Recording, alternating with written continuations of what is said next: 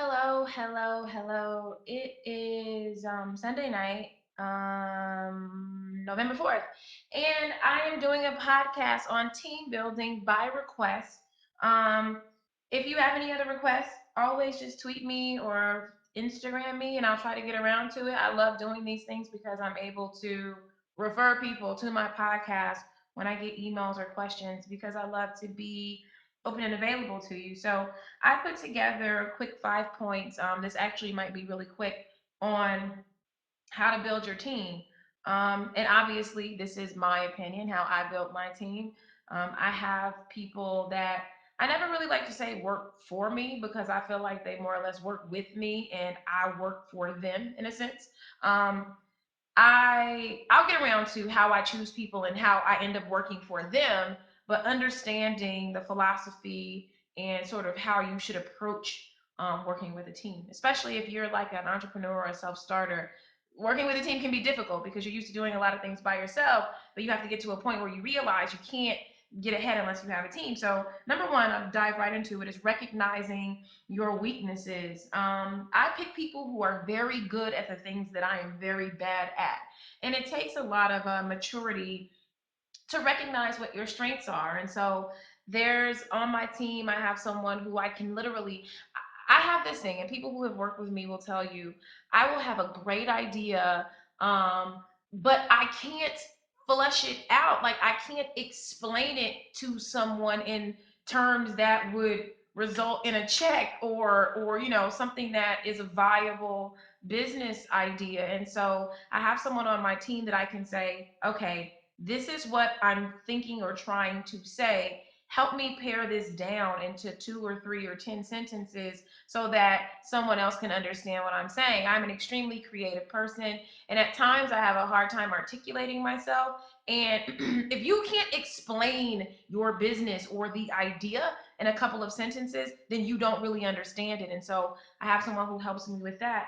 I have someone who has worked with me for many years who is soft and kind, pliable, and flexible. I'm kind, I'm not soft, and at times I'm maybe not as flexible as I would like to be, but I have someone who people just love. She's sweet. She's going to answer a lot of the questions. I'm usually moving very quickly. I'm very frank at times. It's just par for the course. So I have someone on my team that is very good at the things that I know that I'm not that great at. So that is it, is recognizing your weakness. If you're not very organized, if you're not that outgoing, you're not all the things that you are not, fill in the gaps with people who are. The next thing you want to do is focus on how you identify talent. If you see something in a person that you like, even if it's not in your field or you don't know that they would be a good fit, but you recognize these qualities, I always say approach them. Don't be afraid to approach somebody who does something that you like, mainly because they're going to have a network of people that they can potentially connect you with, or you never know how many skill sets someone has. There are people who are on my team that you would never know. Like in one facet of their life, they like do one thing, but when it comes to my stuff, they offer a totally different service. You would never know that it's I provide them with their creative outlet. So they may, sell books during the day, but in the weekends and in the at night, they are able to pour into their creative outlets for me. So you see something you like, don't be afraid to approach.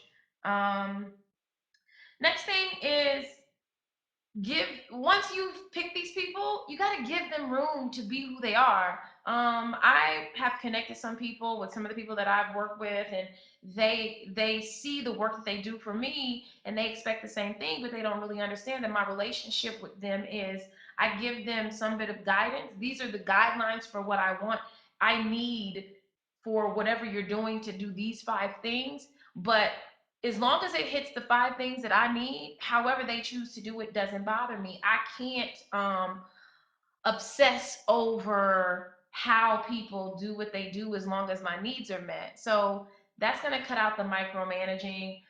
It allows you to give when people can take ownership of projects. I allow people to take ownership of the things that they do. These are their things. And once I tell them what I need, I let them do what they do. That's how I am. Is that I gotta let you do what you do. And unless I know clearly exactly what I want, I let them just flow from the heart. The next thing I say is always be crisp and clear with your vision and your mission. As long as you know what your goals are and what your strategy is, and you get with your team and you guys both agree these are our goals and this is the strategy, you will never have to worry about arguing or butting heads because we always can refer back to the vision and the goal and the strategy. Is this on strategy? Is this aligned with my goals? If it's yes, it's simple, yes or no. And if it's you both agree yes or you both agree no, then that's pretty much it. And once you've agreed on the strategy, it's simple. I never have any sort of like strategic arguments with anybody because everybody knows what my vision is, everybody knows what my goals are, and everybody knows what my strategy is to get to that place. And so as long as we all stay aligned with that, we have no conflict. The final thing that I have is just, always reward your team, reward the people around you. I try my best to always let the people who work with me know, and I'm going to address that because this was my last point, but I am going to address working with and working for. I always try to have the people that work with me to reward them because when they've done very well, like I love there's a new girl who we added to our team who literally changed my life. Like she literally took days worth of work off my plates by simply being herself and being thorough, and I immediately rewarded her because I need her to know that I appreciate her. I want to have her around. She's saving me, and I appreciate it. But final thing before I go, we're getting this under 10 minutes, is that I always say that I work with or work for the people on my team because if you're a self starter, I have an amazing person on my team who literally tells me what I'm doing for the day or for the week or what she's doing. And so self starters, I never have to like be check in with her. What are you doing? She starts her day. This is what I'm doing and this is what I need from you. So when you pick the right teammates, you will work for them. They will not work for you, essentially. The right team, the people on the team, I literally have 188 emails right now that I'm gonna get with. I was a little unfocused last week. It was hard. Sometimes when you go so hard, you have those weeks where you just like I can't even think. Um, I have one of those weeks.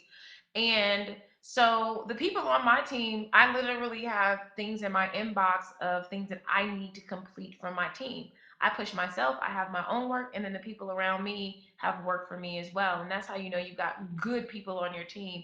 When they are self starters, they are letting you know what needs to be done, and all you have to do is knock it out. So that was my very brief podcast on team building. If you ever have anything else you want me to talk about, just hit me up on Twitter at Myleik at MYLEIK. And when I get a chance, I'll do a podcast. Good night.